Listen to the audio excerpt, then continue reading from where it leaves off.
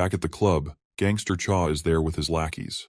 They fill him in with the latest info, reporting that the Gosheng cartel is behind the abduction. Cha is stunned by the ridiculous mistake the Gosheng cartel made by getting involved with both Jin and SW Corporation. It was bound to backfire, considering how the cartel never digs into their clients before taking a job. One of the lackeys then asks Cha why he helped Jin. He further points out that Jin is the one who put them in a tight spot, and he's the one who exposed all the dirt on the Kim family they'd been keeping under wraps for years. Cha lets out a big sigh, saying he had no choice. He points out that he's just an old man who couldn't possibly take on a kid like Jin, and they can't just take revenge on him, especially since it was the Kim family who messed with him first. The lackeys then remarks that they don't have to help Jin either. Cha falls silent for a moment, then chuckles to himself, and further states that he had no choice but to help him since his sister was kidnapped. Back at the hideout, Jin makes his grand entrance. The lackey leader asks who this guy is, while Yona is stunned to see him. Diane is also shocked to see her brother, and when she mentions this out loud, the mafia boss overhears and realizes Jin is her brother. The boss bursts into laughter, nearly losing his breath. He finds it hilarious that he kidnapped a girl, and now her adorable brother is here trying to save her. He finds the whole situation quite amusing. Meanwhile, Jin turns to his sister and asks if she's okay. Daeon starts to cry, her tears streaming down as she begs her brother to just get out of here. Meanwhile, Yeona is heartbroken seeing these two siblings dragged into this mess because of her. She shouts at the lackey leader and offers to cooperate and tells them to let everyone else go in exchange for her cooperation. The mafia boss snaps back, asking why he should do her any favors. Yeona falls silent, realizing she doesn't have much leverage. Seokju, battered and bruised on the ground, watches Jin with a mix of admiration and amazement. Despite the tense situation they are in, Jin doesn't seem to flinch. Finally, the lackey leader orders his goons to take Jin down. He says they've already given him enough time and it's time to finish this. The lackey steps forward, dagger in hand, ready to take down Jin. But before he can make a move, Jin quickly deflects the attack, grabs the lackey's wrist, and drives the dagger into the lackey's own chest. The mafia boss is utterly stunned by this turn of events, and Seokju watches in shock as well. Daeon is also blown away by the sight of her brother's skill, and her brother quickly tells her to close her eyes. The girls quickly comply, shutting their eyes tightly. Jin then slashes the lackey, leaving deep, bloody gashes across his body. Blood splatters everywhere as the lackey collapses to the ground, covered in his own blood. Yeona is still trying to process what just happened, because it's all too overwhelming for her.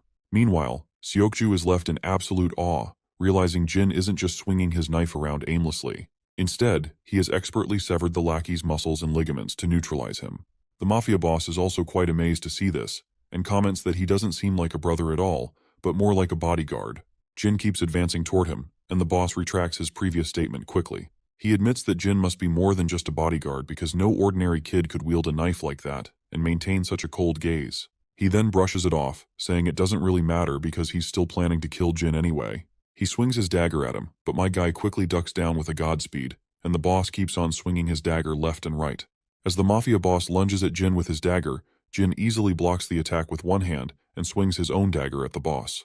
The boss, quick on his feet, steps back just in time to avoid the brutal hit. The two engage in a deadly dance of blades, each strike more vicious than the last.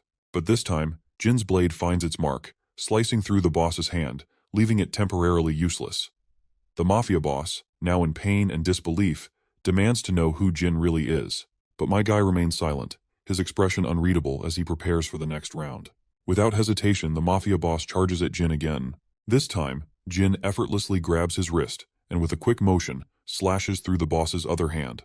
After delivering a few brutal cuts, Jin follows up with a crushing punch to the lackey's face, leaving him staggering backward with a bloodied nose.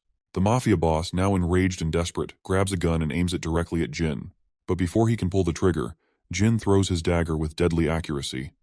It embeds itself in the boss's shoulder, causing him to wince in pain. Seizing the moment, Jin launches himself at the boss with lightning speed. He delivers a devastating slap under the boss's chin, sending him crashing backward like a sack of potatoes. The mafia leader, now thoroughly beaten, collapses to the ground, his pride and power shattered. The others watch in stunned silence as Jin stands tall like a total badass, his presence alone making Yeona and Seokju tremble slightly. Jin steps forward, gently telling his sister to open her eyes. When she does, she sees him standing right there, a reassuring smile on his battered face. Without missing a beat, he tells her he's here to take her home. Yeona is momentarily shocked by his injured appearance and places her hand over his wounds, asking if he's okay. Jin, with a warm smile, reassures her that he's fine, despite the injuries. His calm behavior and comforting words make her emotions overflow, and she starts to cry uncontrollably. Jin does his best to comfort her, his own heart aching to see her so upset. Yona is deeply moved by the compassion Jin shows for his sister, observing them with admiration.